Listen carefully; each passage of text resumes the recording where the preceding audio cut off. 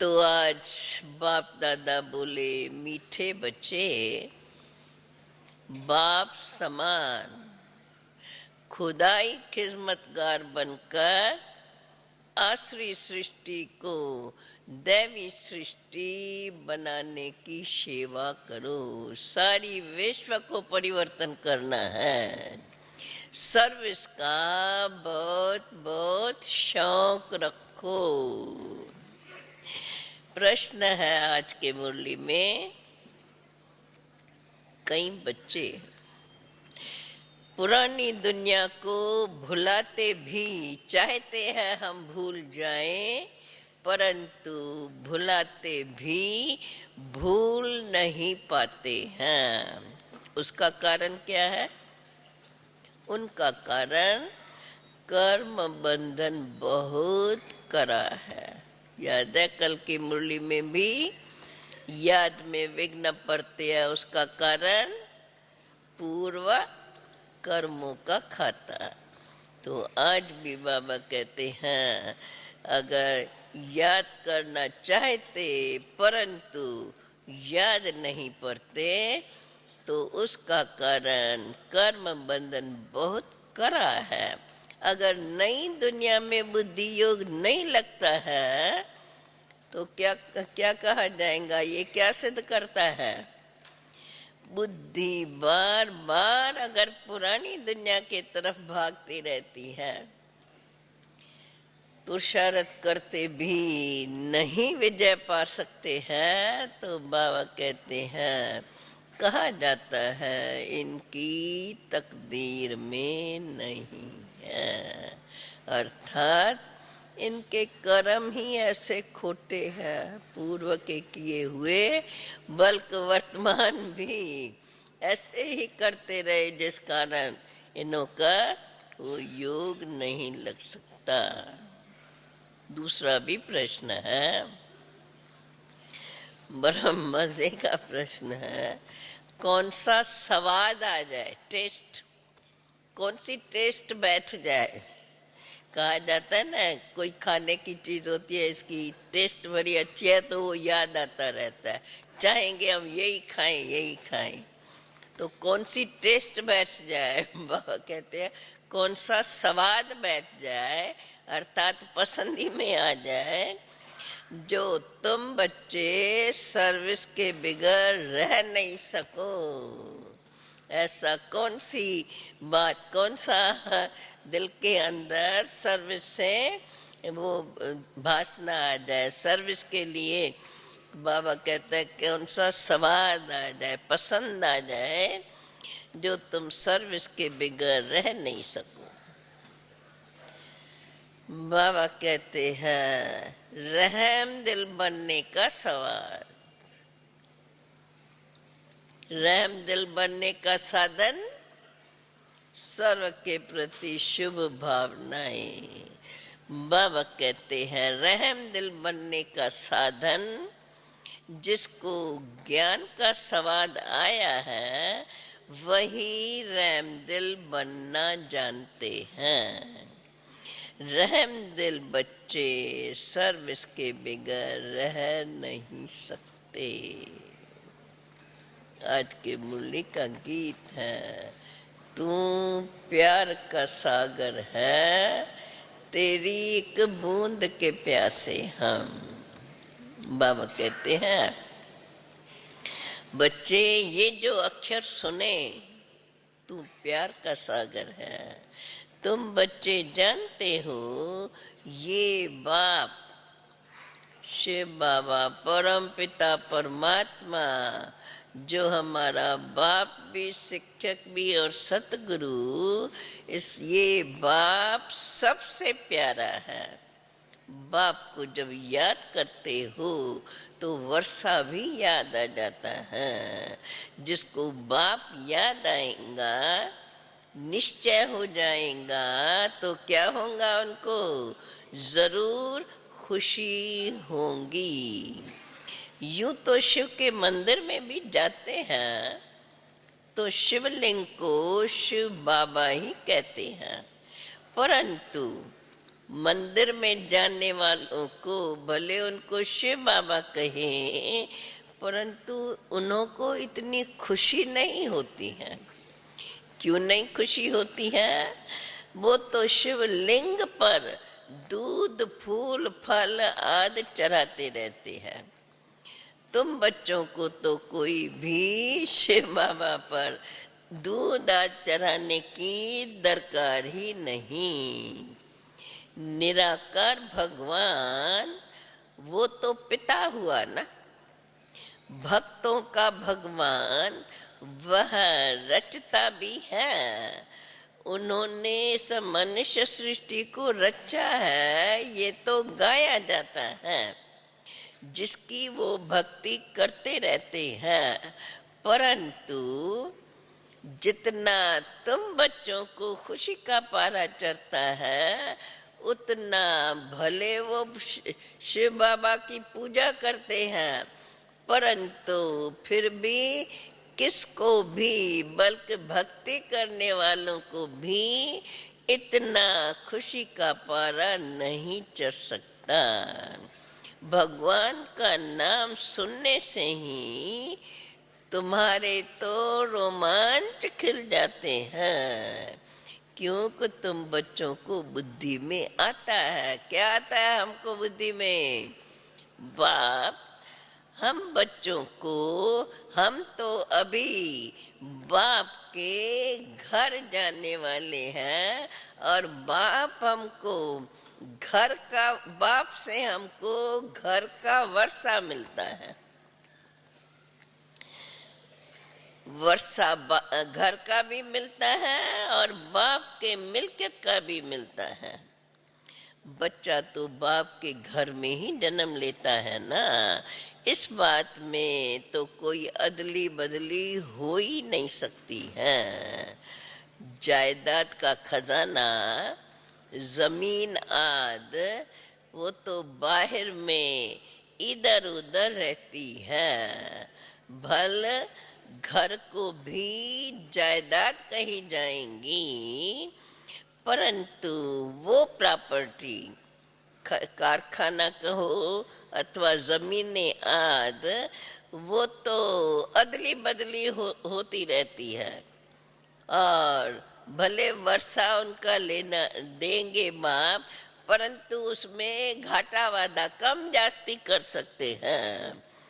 परंतु घर तो अचल संपत्ति कहा जाता है, प्रॉपर्टी को चल संपत्ति कहते हैं। तो तुम बच्चे जानते हो, हम बाप के घर के मालिक बनते हैं, जो कभी बदल सदल नहीं हो सकता। स्वीट होम की बदल सदल नहीं होंगी, बाकी राजाई तो कितनी बदल सदल होती है। तो घर को अचल प्रॉपर्टी कही जाती है, और बाकी तो और जो भी प्रॉपर्टी है उसको चल प्रॉपर्टी कहेंगे। मुक्ति धाम जो हम आत्माओं का घर है, वो अचल है। यहाँ तो अदली बदली होती रहती है। सूर्यवंशी से जब कर्म क्षेत्र पर पाठ बजाते हैं, तो सूर्यवंशी से फिर चंद्रवंशी बनते हैं, चंद्रवंशी से फिर वैश्यवंशी में आ जाते हैं। ऐसे ही बदल सदल होती रहती हैं, परंतु मुक्ति वो तो अपना अचल घर है। तो तुम बच्चे बाप के प्रॉपर्टी के भी मालिक बनते हो। जानते हो, बाप की जो अचल संपत्ति है, उनके तो सब मालिक बनते हैं, सभी बच्चे। क्योंकि सभी बच्चों को, सभी आत्माओं को बाप घर ले जाते हैं। स्वर्ग में तो तुम बच्चे अचल संपत्ति, उनके तो सब मालिक बनते हैं। बाकी जो चल संपत्ति है, राज्य जो मिलेगा, तो स्वर्ग में जो राज मिलता है वो तो फिर नंबरवार ही बच्चों को मिलता है। तुमको सबसे जास्ती अच्छी प्रॉपर्टी मिलती है। कौन सी अच्छी प्रॉपर्टी? कितना भी मिले, पर सबसे अच्छी प्रॉपर्टी तो कही जाएंगी स्वर्ग में, तो तुम जाकर के राज करते हो। 4 युग जो है उसमें तो भारतवासी ब्राह्मण कुल ही मुख्य है। जो देवी देवता धर्म वाले हैं सब तो सारा चक्कर का, सारे क्लब का चक्कर सभी धर्म वाले नहीं लगाते हैं। इस धर्म वाला बाकी सभी नहीं लगाते हैं। फिर भी जो इस धर्म वाला, ब्राह्मण धर्म वाला कहें अथवा देवता धर्म वाला कहें, और धर्मों में कन्वर्ट हो गया है, वे तो धीरे धीरे निकल आएंगे। क्रिश्चियन धर्म में, बुद्ध धर्म में कन्वर्ट हो गए हैं, वे सब निकल आएंगे। ऐसे तो बहुत कन्वर्ट हो गए हैं, देखने में आता है। कोई समय ऐसा भी आएगा, देखने में आता है कि बहुत कन्वर्ट हो गए हैं और होते भी रहते हैं। कोई समय ऐसा भी आएगा जो यह नॉलेज है उसको कोई भी समझ सकेंगे, कोई भी धर्म वाला। अभी तो शुरू में तो मानते ही नहीं थे ना, और बड़ा मुश्किल से कोई समझते थे। तो बाबा कहता है ऐसा समय आएगा जो इस नॉलेज को कोई भी समझेंगे, कोई भी धर्म वाले को बताएंगे तो इसको समझ सकेंगे। इस सृष्टि को जानना, इस सृष्टि चक्र को जानना, ये तो कॉमन बात है। बल कितना भी डल हेडेड हो तो भी बुद्धि में तो ये आता है ना। ऐसे नहीं कि सृष्टि चक्र को जानने से कोई सर्वगुण संपन्न बन जाएंगे। चक्कर को तो बहुत जान सकते हैं, परंतु सर्वगुण संपन्न, 16 कला संपूर्ण निर्विकारी सब नहीं बन सकते हैं। यह तो पढ़ाई है, वो है हद की पढ़ाई। सृष्टि चक्र की नॉलेज ये तो पढ़ाई है, वो है हद की नॉलेज, और ये है बेहद की नॉलेज। सिर्फ तुम ही जानते हो ये बेहद की नॉलेज। इस समय सिर्फ तुम ही जानते हो। तुम्हारे ही अब बुद्धि में है कि ये सृष्टि का चक्कर कैसे फिरता रहता है, क्योंकि और धर्म तो बाद में आते हैं। पर अभी तुम्हें तो बाप सारी नॉलेज दे रहे हैं। बाबा कहते हैं देखो वास्तव में ये नॉलेज है बहुत सहज, परंतु समझते कोई मुश्किल है। फिर नॉलेज समझने के बाद भी भले कितना भी नॉलेज समझ ले, परंतु फिर भी इतना योगी भी तो बनना है। बाप को ही तो सब याद करते हैं, भगवान को ही तो सब याद करते हैं। भल सृष्टि चक्र को जाना भी, परंतु वह अवस्था भी तो चाहिए। सर्वगुण संपन्न बनने में अच्छी ही मेहनत लगती है। कितने वर्ष लग गए हैं, अभी भी बाबा हम लोगों को वही शिक्षाएं देते रहते हैं। तो बाबा कहते हैं सर्वगुण संपन्न बनने में अच्छी ही मेहनत लगती है। कोई न कोई विघ्न निकल पड़ते हैं। खुद भी कहते हैं मेरे में मीठा बोलने का गुण नहीं है। जब महसूसता होती है तो अपनी बात खुद को महसूस ही होती है। इसलिए मेरे तो वो बता देते हैं कि मेरे में ये गुण नहीं है। बाबा कहते हैं इसलिए ही तो पुरुषार्थ करना पड़ता है। एम ऑब्जेक्ट तो सीधी सीधी है, बाबा सामने से सीधा बता रहे हैं, चित्र से भी दिखा रहे हैं। बाबा ने कल रात को भी समझाया, तुम लिख सकते हो, ये फिर सेवा की बात आती है।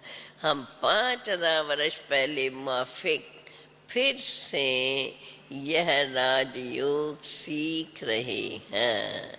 कहाँ भी प्रदर्शनी व प्रोजेक्टर दिखाया जाए तो ये बड़ी वंडरफुल बात है, तो ये जरूर लिखना चाहिए।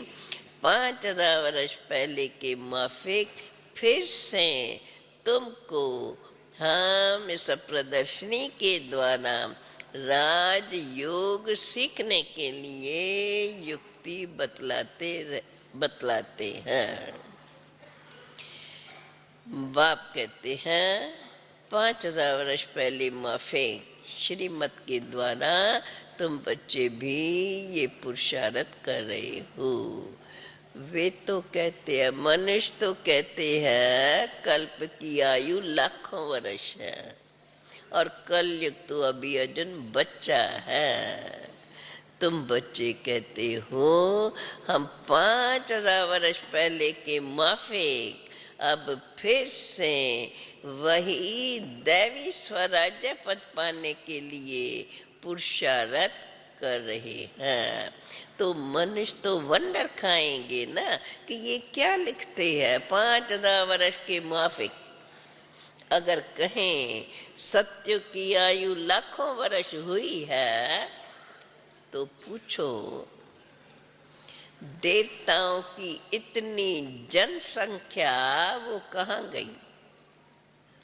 हिंदुओं की आदमशुमारी तो कम है अभी, हिंदू तो और धर्मों में बहुत कन्वर्ट हो गए हैं। हिंदू ही देखो कितने मुसलमान बने होंगे, क्योंकि पहले पहले मुस्लिम धर्म हुआ ना, इस्लामी धर्म। तो बाबा कहते हैं हिंदू कितने जाकर के मुसलमान बने होंगे, उन्हों को फिर वो शेख कहते हैं। ऐसे भी बहुत है।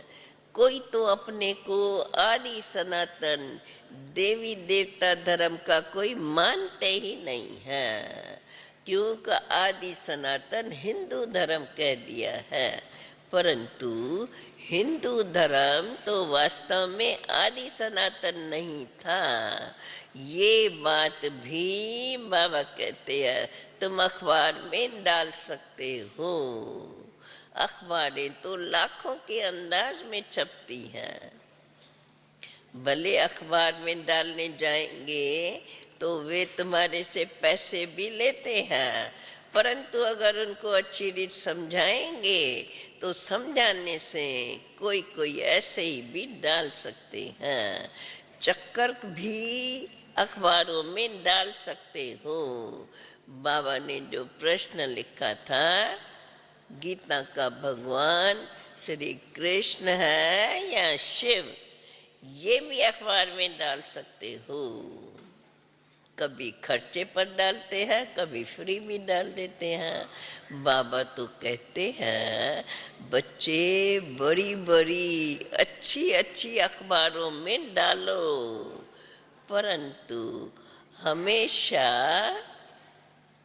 परंतु जब हमेशा अखबार में डालते रहो, एक दिन डालेंगे तो एक दिन से थोड़े ही उन को समझ में आ जाएगा। जब रोज रोज पढ़ेंगे तो सोचेंगे ये रोज रोज क्या बात आती रहती है। एक बार डालने से कोई पढ़ेगा, कोई नहीं पढ़ेगा। रोज डालने से मनुष्यों की आंख खुलेंगी, फिर आकर के तुम्हारे पास ये ज्ञान समझेंगे।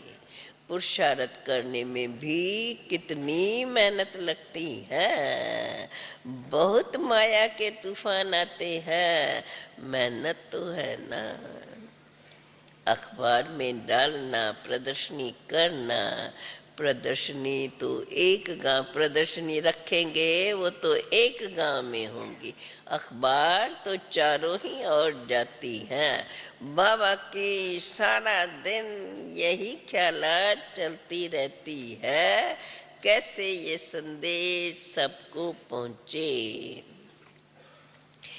वर्णन करना पड़ता है, जो ख्यालात चलती है वो फिर बच्चों को वर्णन करके सुनाना पड़ता है कि क्या क्या किया जाए, कैसे सर्विस को आगे बढ़ाया जाए।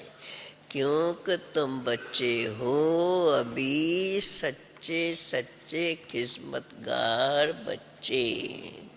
सोसाइटी की सर्विस करना भी जरूरी है।